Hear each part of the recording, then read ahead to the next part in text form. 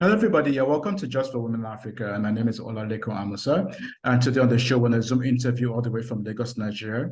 We have with us Yeti Williams, the founder of Lagos Moms, a resource for mothers. Mrs. Williams has over 15 years of experience working in the financial services, oil and gas. She has a bachelor's degree in science and economics, a minor in mathematics from the University of Pittsburgh, and an MBA on strategy from the Yale School of Management. Yeah, welcome to Just Women After Yeti. Thank you. Thank you for inviting me today. You're welcome.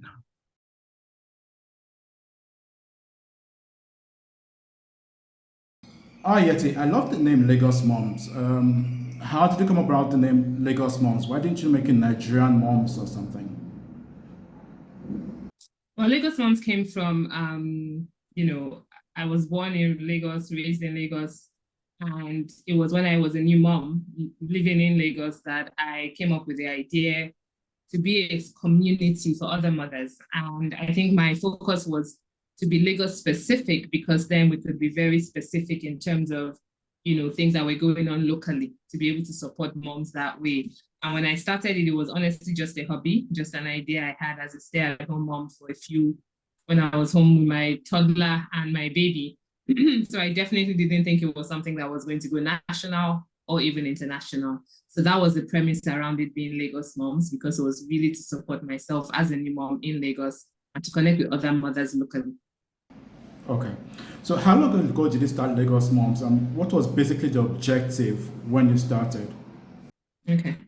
I started Lagos Moms in 2011. And, I was a new mom. I had a 2-year-old and a baby, and I had taken maternity leave, but an extended maternity leave during that time because I wanted to just stay home with the children. And my idea was to go back to paid employment 9 to 5 after my baby starts school at about 18 months or 2 years old. So the idea was to take that extended time out. So during the time at home was when, I had just moved back to Nigeria from the US. I had a lot of questions about being a mom, being back in Nigeria after being away for over 10 years. And I was very comfortable with going online to do research, but one of the things I found was that a lot of the research I was finding online, or a lot of the resources for being a mother, were all based in the US or the UK. So that was when I noticed a gap and said there was very little speaking to me specifically as a mom in Lagos, a mom in Nigeria. And that's where I thought, you know what, I'm sure there are other mothers who might want to connect, who have questions about motherhood. And, like I said, it started in 2011. So we're older than Instagram, for example. We're older than a lot of the social media platforms that we now use very easily. Now you have a question, you're probably going to go on social media, maybe not so much Google. So that was really where it came from, is, you know what, I'm sure there are other mothers that have some of these questions I have. It would be nice to have a community to support us in our motherhood, work-life balance, choosing a school, looking for a particular costume. Can't always wait for somebody to travel from the US or the UK. So it was nice to have somewhere where somebody could tell you that, oh, if you're looking for this particular type of formula for your baby, a particular store in Lekki or a particular store in Ikeja has it. So that was really the premise behind why Lagos Mom started, to be a community to bring moms together. And obviously it has really evolved since then. But at the very beginning, that was what it was set up to be. Okay, that's interesting to know. Okay, so over the years running Lagos Moms, what are some of the questions that mothers, when they approach you, ask? What are some of the top 3 questions they ask? Okay. So when Lagos Mom started, it was really innovation. I mean, innovative. That's the word. Yeah, it was innovative in terms of Africans get information about motherhood, about family, about life from other mothers, from their mothers, their mother-in-laws, their sisters. So this was really one of the first times when, you could ask other people who were not necessarily people you knew one-on-one, you knew in person, questions. It doesn't mean that, whatever they tell you, you take it 100%. But it was then interesting to see that there were other people that had similar questions, and being able to ask many other people who maybe are in your same age group or have children of the same age group, you started to see commonalities and started to see the same questions generally coming up. So some of the things that were common questions really would be things like schools, choosing schools for children, which schools to pick, what questions to ask when you're trying to figure out if a school is the right school for your child or not, especially because in Nigeria, it's not as if we have a general body or some accreditation process where you can really go to and see how schools are rated. Choosing schools in Nigeria to a large extent is really based on finding out about the school, asking people in your circle about the school. So that was definitely around choosing the right school for your children. Another common thread that typically used to come up early and still does is about domestic staff. So hiring people to help you look after your children. How do you hire? Up to back then it was much more scarce, but now it's not so difficult anymore. But there weren't really any, accredited agencies you could go through to get a nanny or domestic staff. You would just ask somebody who will know somebody and tell somebody, right? But we see that sometimes that's not the best way. So how do you hire domestic staff properly? What are the questions you should be asking? What kind of medicals should you carry out to ensure that the person you are bringing into your family to care for your children is somebody that actually can do the work? And I think one of the other areas that really came up a lot was just things around positive parenting, so over the years I evolved to become a parenting coach, but when I started out it was really just a community. But what I found out was people wanted to parent differently. People were asking questions about motherhood and discipline and getting my child to eat the right thing, sleep, all of that. So being a parenting coach in my capacity allowed me to have the training I needed to help parents navigate whatever season or age group their children are in, because every age has its own milestones. So you can't expect a 2-year-old to be doing what a 10-year-old can do. At the same time, if you don't identify that there are certain things a 2-year-old should be able to do and you miss it, sometimes that child might be presenting things that show that maybe the child is having some kind of developmental delay. But if a parent doesn't know to look out for it, a parent might miss it. And a child who gets intervention, for example, at 2 years old because they have a speech delay will do much better than a child who a parent didn't even know it was a speech delay until they were 5.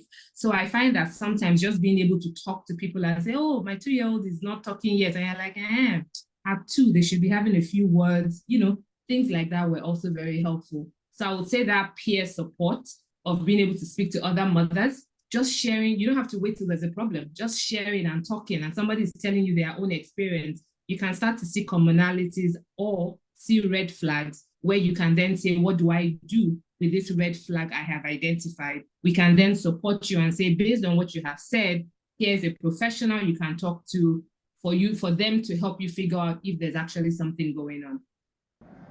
Okay, that looks really quite comprehensive. Okay, so apart from raising children and looking out for milestones and in children and all, does Lagos Moms give any support to mothers in terms of marital advices, things going on in their marriages that is affecting the children as they develop? Is that something Lagos Moms actually looks at and specializes in? Right. So with Lagos Moms, we look at the whole family and we look at the whole setup. So mother is in the middle, she's one part of that family. And, different mothers that become mothers in very many different ways. Some, married with children, some are single moms, some are, they're widowed. There are many different scenarios to motherhood. So what we try to do is, yes, look at the whole woman. And within looking at the whole woman, there are many elements to that. So there's your marriage, there's work, there's earning. Sometimes the mother is a stay-at-home mom, but that doesn't mean she's not earning. So there's a lot of different scenarios, but overall, what we try to do is ensure that whatever it is you need supporting, there's somebody in that community that's able to support you. So when it comes to marriages, every marriage is different. However, there are certain things that you would know if there's a challenge, what do you want to do about it? And I think because we're all very aware now that coaching is available, I'm a certified life coach. And I think in general in the world, we're all quite aware that coaching is something that you don't have to wait until there's a problem. you can have a coach to help you do better, go faster, achieve your goals more sustainably. So therefore, there's this awareness now that, I can get support. If I have a question, it's no more, don't tell anybody. If you tell somebody you're having challenges, that means you don't trust God, or that means you're bringing outsiders in. No, the right support can help you navigate a tough season in your life. So we try to talk about everything, but definitely our focus is being on the best parent possible you can be. And if you have challenges in your life, it is very difficult to be the best parent. So you need to ensure that you're tackling everything that makes you a whole person. And within that being a whole person, motherhood is one aspect, of it. Okay. All right. So Lagos Mom basically is just based in Lagos, or over the years since it has grown, is it now widespread all over Nigeria? Do you go to other states in Nigeria to hold conferences and all? So our business is primarily online, right? So you can access all of our content online from anywhere you are in the world. So it's not even just Nigeria anymore. We've definitely gone beyond Nigeria. We have a lot of our visitors to our website, social media, who are based in the US, UK, South Africa, Kenya. So our audience is global now. However, the name is Lagos Moms. But over the years, what we've seen is that as a mother, as a parent anywhere, some of the challenges are similar. So in terms of our physical conference, that's held once a year, and that has always been held in Lagos. But during the pandemic, we actually held the conference that year virtually. And as a result, we had people joining from different parts of the world, and we saw that there was benefit in having a virtual element as well to these conferences. So I say Lagos to the world because it started in Lagos, but now we have clients, audience, we work with brands globally. So I was saying in terms of challenges, right? One of the first challenges I faced was when I was moving from, can you hear me? Yes, I can hear you. Okay. Was when I was moving from it being a passion project to a business. And I was saying that as it was moving to a business, it was about, okay, what are we moving into?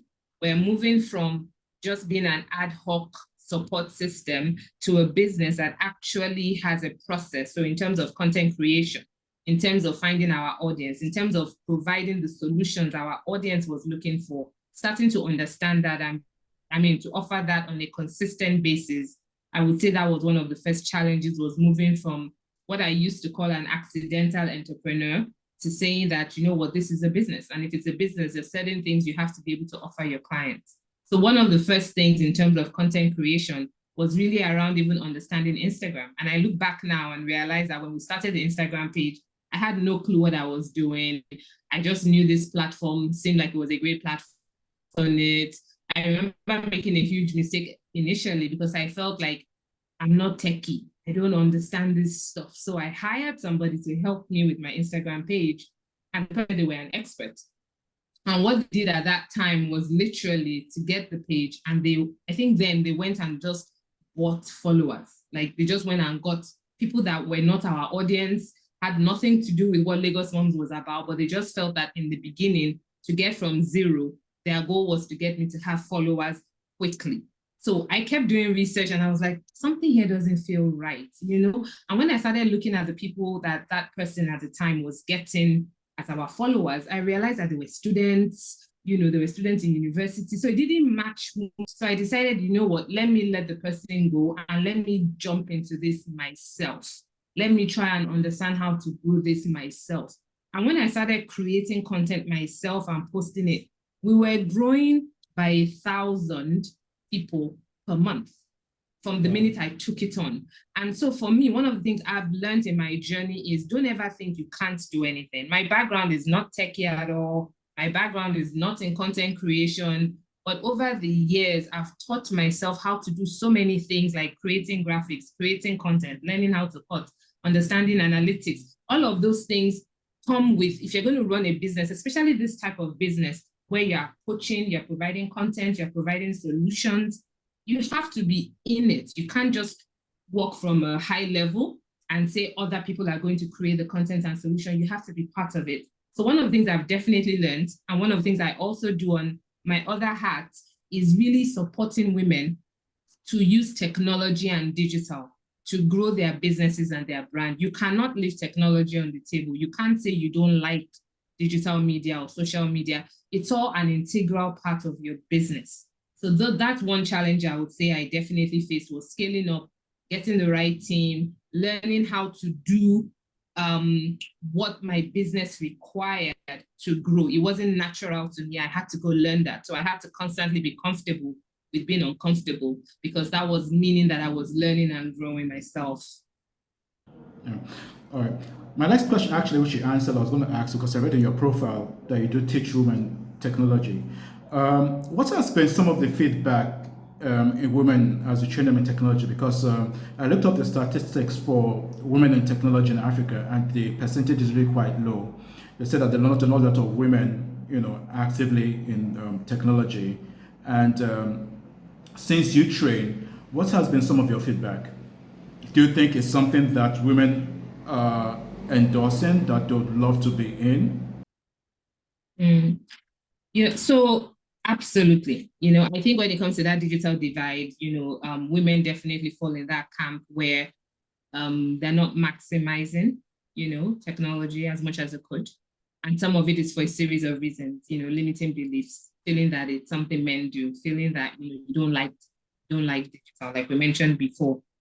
So one of my most transformative experiences so far with training women around digital and technology use in their businesses and brands was during the pandemic. I think so, 3 years ago, when I got a grant from the US State Department to run a program under their POWER program. And POWER stands for Providing Opportunities for Women's Economic Rise. And I remember running into the economic team from the US State Department, the US Consulate in Nigeria, at an event. And I was talking about how do they support women? Because I find that a lot of women, really more and more women, need to embrace technology as an enabler for their businesses.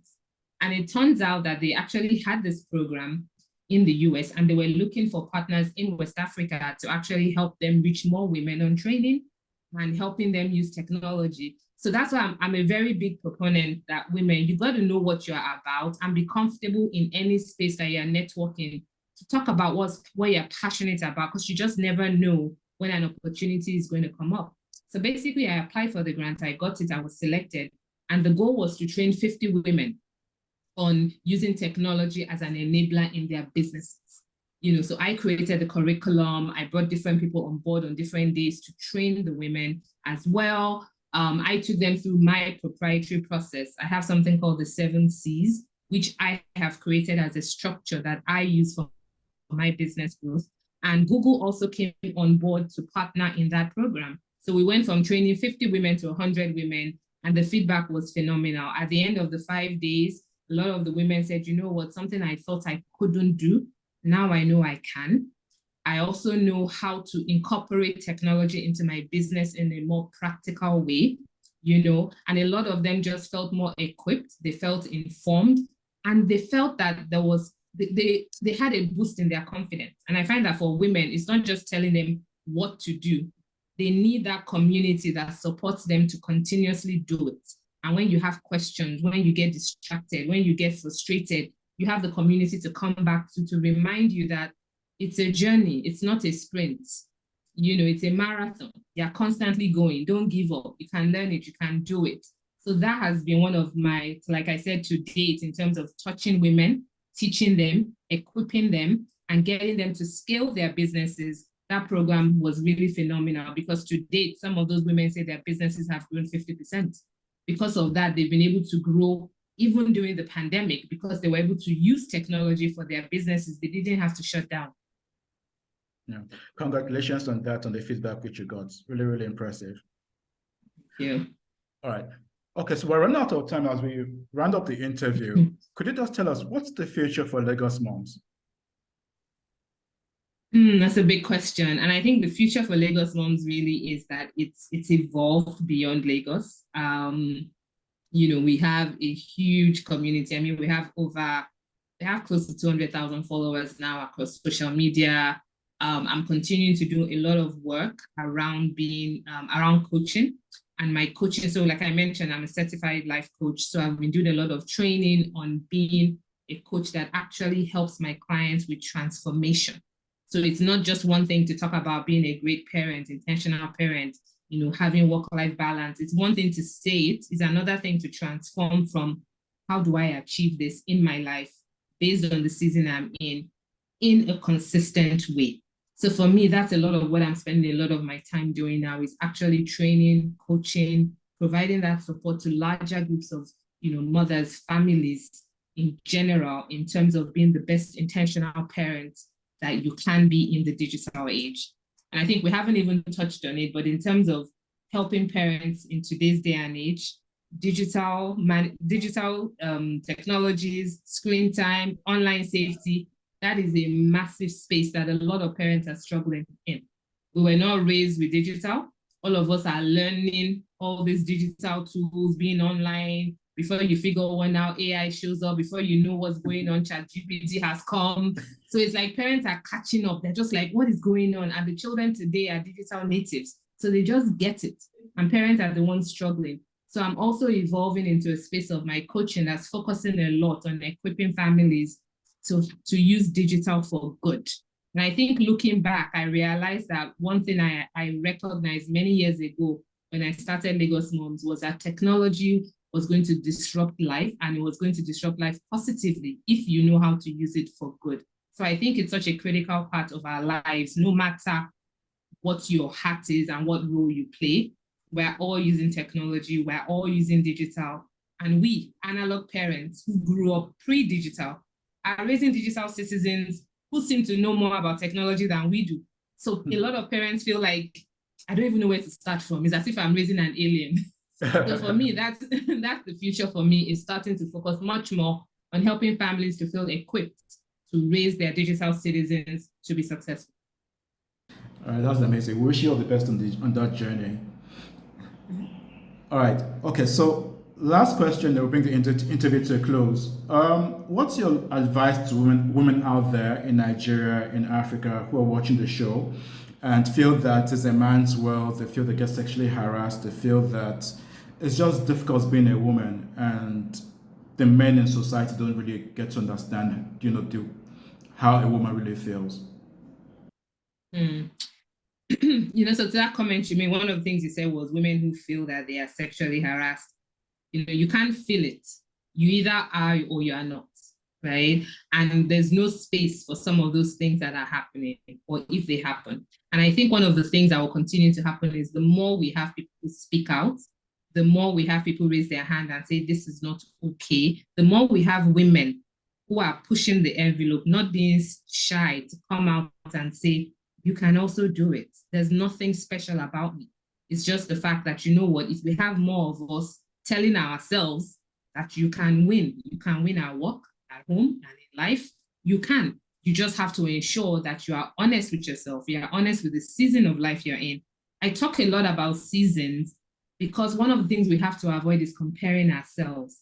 So imagine you're a new mom with a baby, right? You're not sleeping at night, you're very tired, but you're comparing yourself with a mother whose children are in boarding school, for example. So she has more time to compare ourselves, because I find that FOMO is real.